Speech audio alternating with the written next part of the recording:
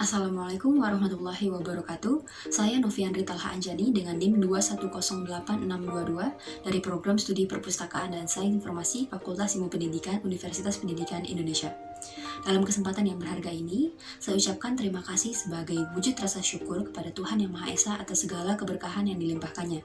Juga terima kasih saya ucapkan kepada Ibu Rice dan Ibu Sai selaku dosen pengampu mata kuliah Literasi Informasi atas bimbingannya selama 1 semester ini.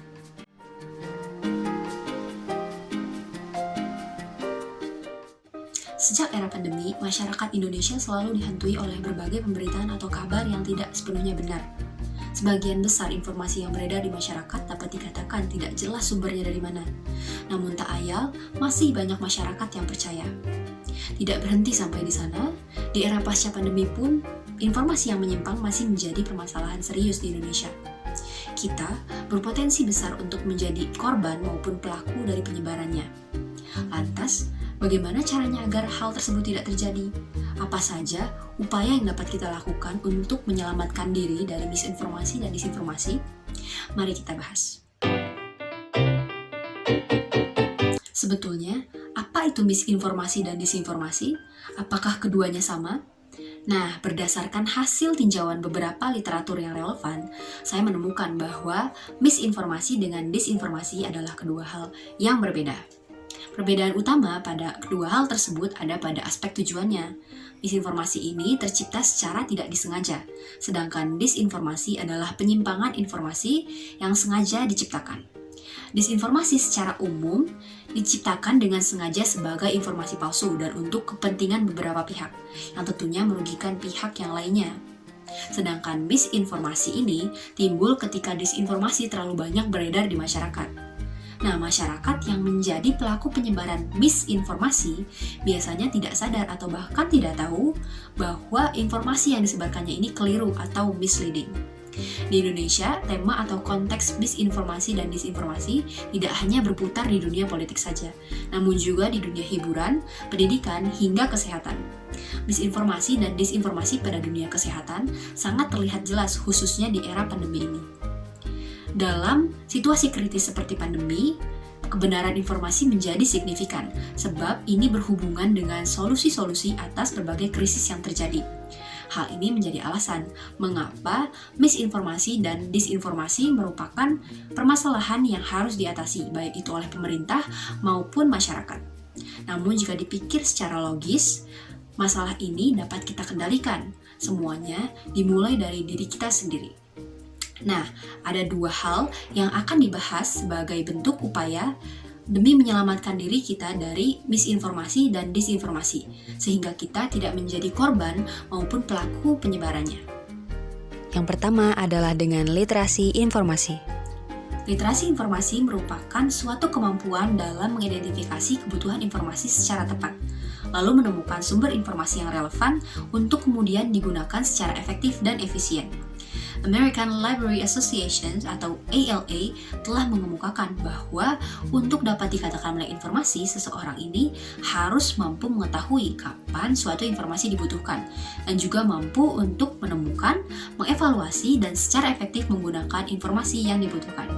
Selain itu, International Federations of Library Associations and Institutions atau IFLA juga telah menetapkan standar literasi informasi yang terdiri atas 3 struktur.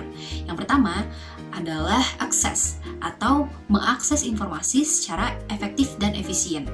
Yang kedua ada evaluation atau mengevaluasi informasi secara kritis. Dan yang ketiga ada use atau menggunakan informasi secara tepat dan juga kreatif. Secara lebih rinci, mari kita bahas langkah-langkah dalam memperoleh kemampuan literasi informasi dengan menerapkan model 7 pilar literasi informasi oleh Schoenfeld. Identify. Mengidentifikasi kebutuhan informasi. Scope. Mengakses pengetahuan terbarukan dan mengidentifikasi kesenjangan informasi. Plan. Menyusun strategi untuk menemukan informasi dan data. Gather. Menemukan dan mengakses informasi serta data yang dibutuhkan. Evaluate.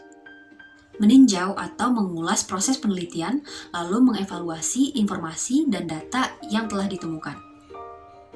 manage, mengorganisasikan dan mengatur informasi secara profesional dan etis, present, mengaplikasikan pengetahuan yang telah diperoleh, menyampaikan hasil penelitian, memadukan informasi yang lama dengan yang baru untuk menciptakan suatu pengetahuan baru, kemudian menyebarluaskannya dengan berbagai cara. Yang kedua adalah menggunakan metode CRAP. CRAP merupakan akronim dari Currency, Relevance, Authority, Accuracy, dan Purpose.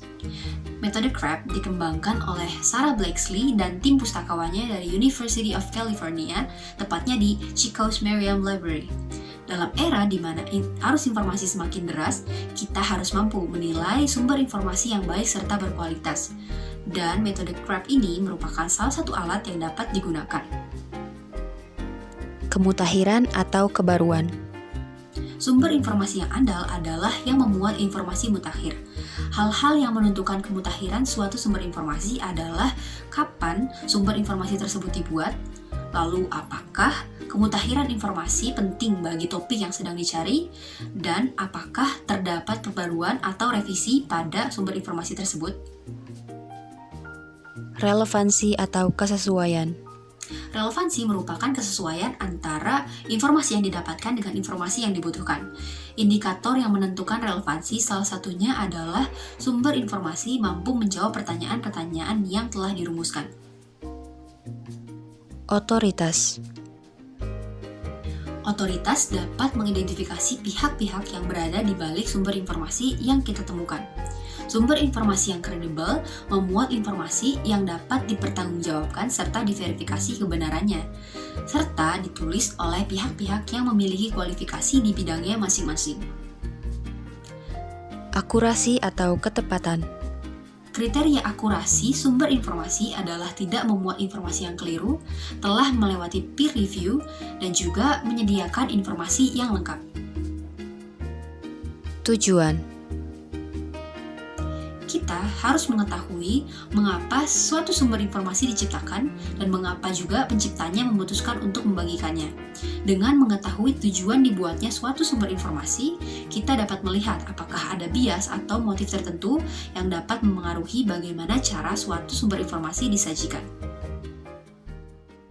Pada intinya, kita dapat memiliki atau menguasai literasi informasi apabila kita betul-betul mengimplementasikan standar literasi informasi itu sendiri. Dan untuk metode CRAP dalam mengevaluasi suatu sumber informasi, kita harus dapat menerapkannya secara cermat dan penuh kehati-hatian agar metode ini dapat membuahkan hasil yang baik. Jika literasi informasi telah kita miliki dan metode CRAP telah diterapkan dengan baik, maka misinformasi dan disinformasi pun dapat kita hindari. Itu artinya, kita telah berhasil menyelamatkan diri kita dari misinformasi dan disinformasi, baik itu sebagai korban maupun pelaku penyebarannya.